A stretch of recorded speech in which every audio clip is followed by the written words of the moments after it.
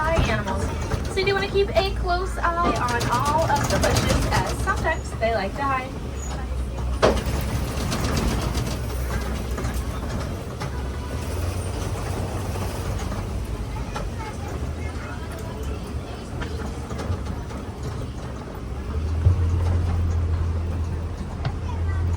Typically out here they do like to hide behind all of the bushes. Definitely keep a close eye out. Does look like on your right hand side, it's all the way in that back corner behind that bush over there. That is the okapi. With the okapi, many will think they are related to a zebra, but they're actually related to a giraffe. So two ways we can tell that. So they have very similar skull structures and very similar tongues. There's a black and white bird on your left hand side, kind of in between all the bushes. That is the saddle-billed stork. It does get its name from the yellow part of its bill, shaped like a saddle. They do also mate for life. So there are two of them that live out here. They are a pair, and they are going to be together for the rest of their lives. Does look like that second one's over here on your left, kind of at the edge of the water down there. You know, they are typically solitary species, so that does mean they are going to be seen traveling alone or in really small groups. Their horns are made of keratin, so that is the same as human hair and nails, meaning it will grow for the rest of their lives. Right hand side, we are going to see a few pink-backed pelicans. You might also find a few Nile hippos down there. Starting with those pelicans, they do get their name because during mating season, their backs, the tips of their beaks, and their cheeks, they will all turn pink just as though they are blushing. Those pelicans do also have a wingspan of about 9 feet, so that is about just as long as that canopy above your head. Now the hippos were hiding down there. If you couldn't find them on the right hand side, you can take a look over here on your left hand side. It does affect there's a few more swimming around over here. Typically, those Nile hippos are seen all the way under the water. Now that is just because they can weigh up to about 5,000 pounds, so that can be about just as much as a car. A group of the Nile hippos, that is going to be called a float.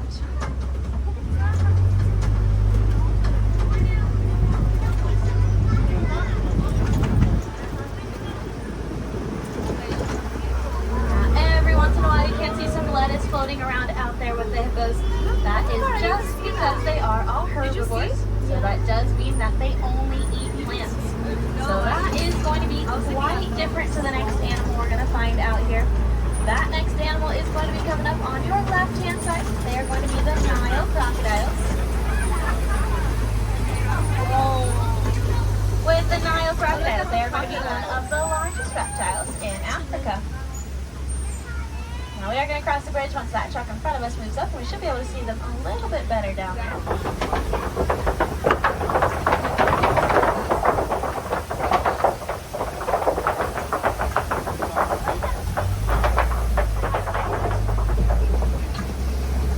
Those crocodiles are known for their incredible jaw strength. They're also known to be super gentle with their jaw strength, as whenever they have their young, they will actually hold the eggs in their mouths to help them hatch.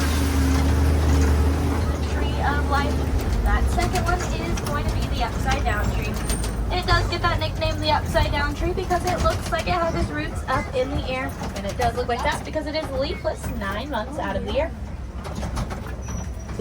Now we are heading into the savanna, so this is the largest and the most open part of the reserve. Because of this, you might be able to find a few herd species, as there are safety in numbers.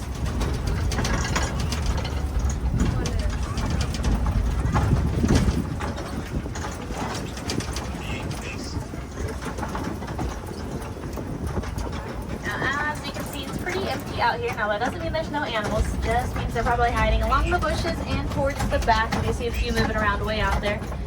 Now, typically with the savanna, this is pretty common. Most of the time, they have all of this space to spread out, but they're all going to be hanging out in one area all together. So we should start to see them a little bit better as we make our way around. See that den all the way in the back. And laying down in the den does look like there's a few of those African painted dogs. Now, with the African painted dogs, many will think they are related to the domesticated dogs, but they're actually quite different. One main difference is that they're only going to have 4 toes, whereas the domesticated dogs, they will have 5.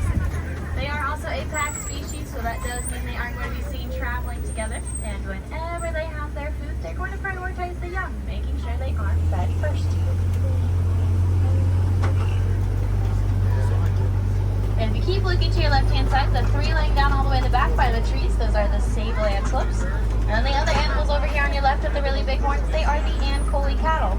So starting with the sable antelopes in the back, they are going to be Africa's bravest species. So whenever given a chance for fight or flight, they will almost always choose fight. With the Ankole cattle, they are going to be one of the only domesticated species out here on the reserve. You might think their horns are incredibly heavy, however, they're actually really light as the inside is hollow. Now the inside of their horns only contain a honeycomb shape of tapered dead blood vessels.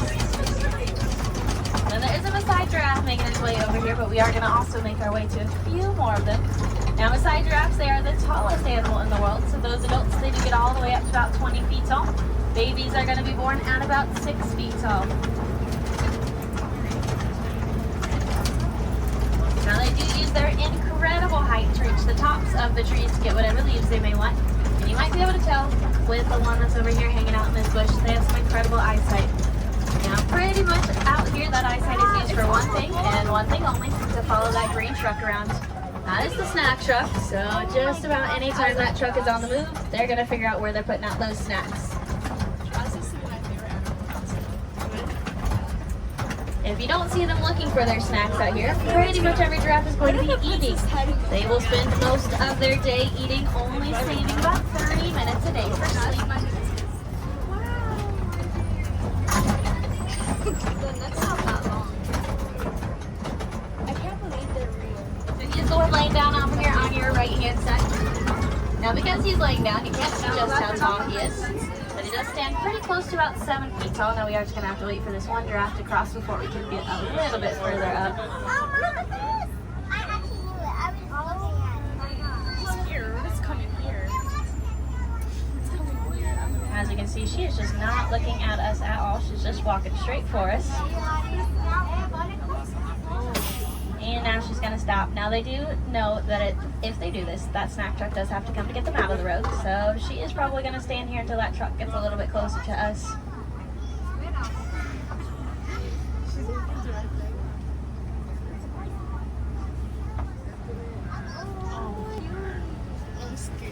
Now if she does get up to you, just try to keep your hands inside.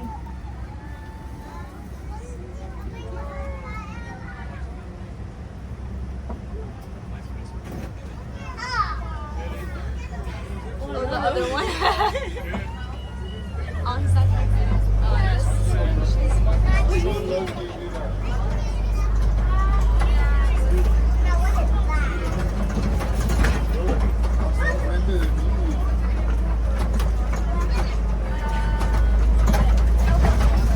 Now you can see the wildebeest a little bit better on your right hand side. There's one really close to the road over here as well. And then the rest of the giraffes are on your left. Now if you ever ride the safari at the end of the night and every single giraffe is right here on your left hand side, I can't tell you that is just because that's where their barn door is. As you've already noticed, they are really smart, so they know that that is where their door is. They just haven't quite figured out what time that door opens. It does open at the same time every day when we close. However, every day they do get it off by a few hours, so they're kind of stuck waiting out here at that door. But we are heading into elephant territory, so it does look like there is an elephant coming up on your right hand side. That is going to be an African elephant.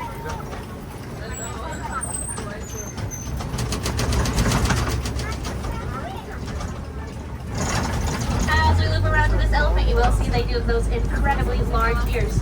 Now those ears can be used to help cool their body off. Anytime you see an elephant flapping their ears, it cools the blood vessels lining their ears, which then helps to cool the rest of their body. Now you wouldn't think that that would cool them off very much, however, it does cool them off by about 15 degrees. Now thankfully they do put their snacks in it. That does actually look like both of those elephants are right here, so you can see both elephants. their eyes are closed.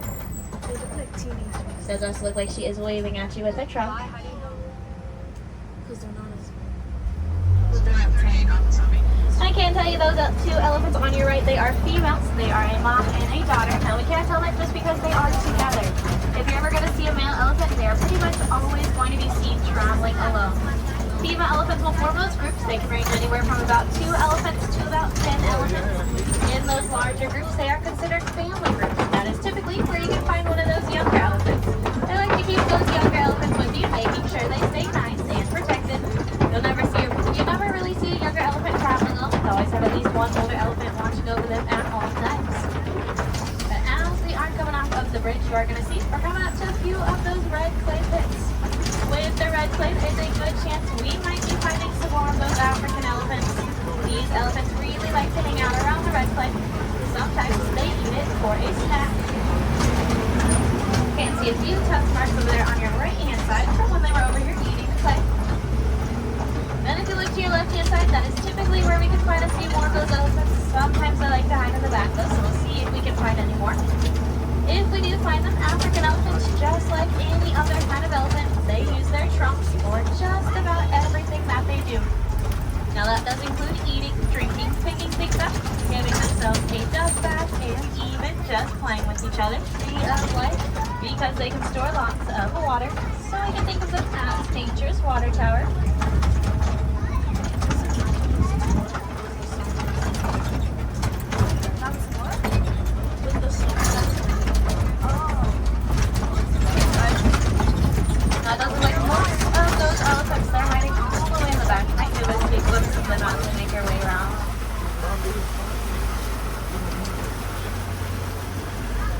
Next animals also on your left-hand side, they are the greater flamingos. With the greater flamingos, they are the larger of the flamingo species, but they are the less pink. Whenever flamingos are hatched, they are going to be hatched gray, and it will take them about 2 years to be completely pink, like what you see out here. A group of these flamingos that is called a flamboyance, and they will use their long necks to be able to reach the bottom of the water to get whatever food they may need.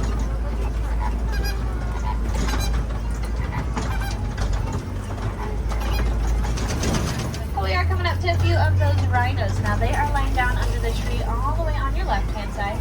In between us and those rhinos, you can see that mud. That is the mud wallows. Now those rhinos love to roll around in the mud. Does help to cool their body off. It also helps prevent them from getting a sunburn. Now with the white rhinos, they travel in those groups called a crash. So typically you can find a few more than that. So we should hopefully find some more as we make our way through. But as you can see, they are not white, so they don't get their name from their color. They actually get their name from their lips. They do a really wide lips. That comes from the Afrikaans word white, and that means wide.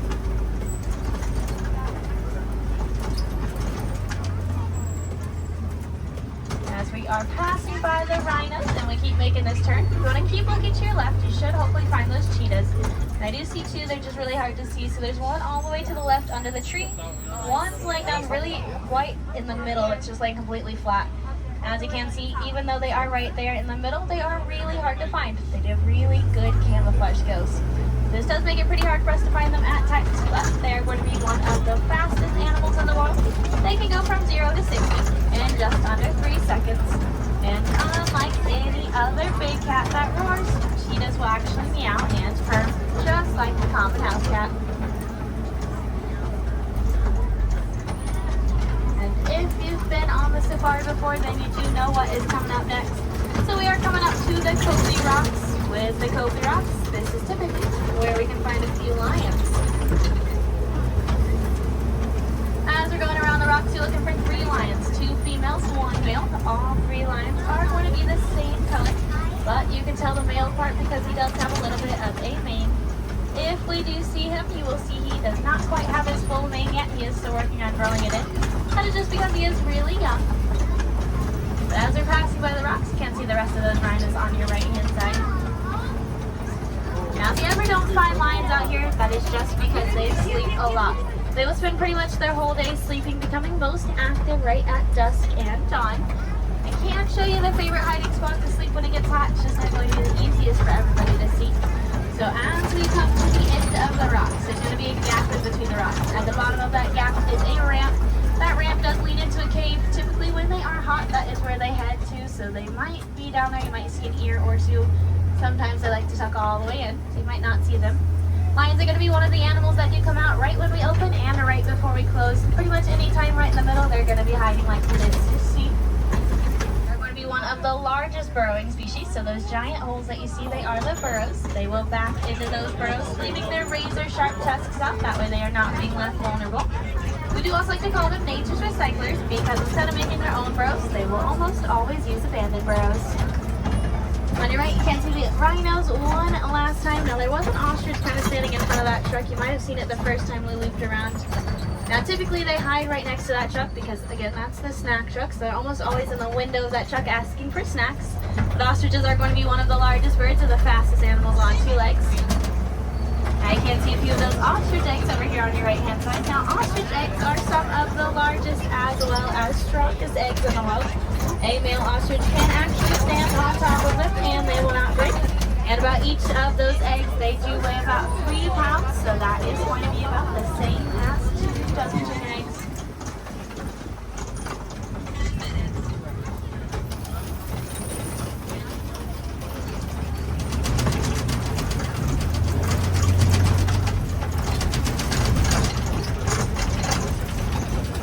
But we are now in the Magani Glen, so this is home to the Warden's Post. It's also home to a few of the Warden's pets. As we loop around, you will be able to see they are those Nigerian dwarf goats. With these goats, they are really small, so often they get mistaken for being young. However, most of them out here, they are adults, and that is their full size. Goats can also be seen headbutting each other, but that is just another form of communication for them. The same way humans will high five or fist bump. And they do make great pets for the Warden as they love to help keep that grass milk. They also provide milk for any dairy products that the Warden may need. With us seeing those goats, that does mean that our safari is coming to an end. So I do hope everybody saw some cool animals and learned some new things. I do recommend, if you wanted to see a few more animals out here, that you check out those walking trails. That first one is going to be right at the exit of the safari. That is the Gorilla Falls Trail. That second one is over in Asia. That is going to be the Maharaja Jungle Trek. Both of those trails are fully accessible as well as allow you to view animals at your own pace. They do allow you to see some animals that are out here on the safari. So that is going to be the hippos with an underwater viewing area. And then some that are not out here on the safari. So that is going to be the gorillas and the tigers. Now I do also want to say, if you are getting close to being done at the park for today, I do want to leave you with one last conservation message. So that is to recycle, but especially recycle those unwanted and damaged electronics, as that does help lessen the pollution in the air. This does not only make our lives better, but the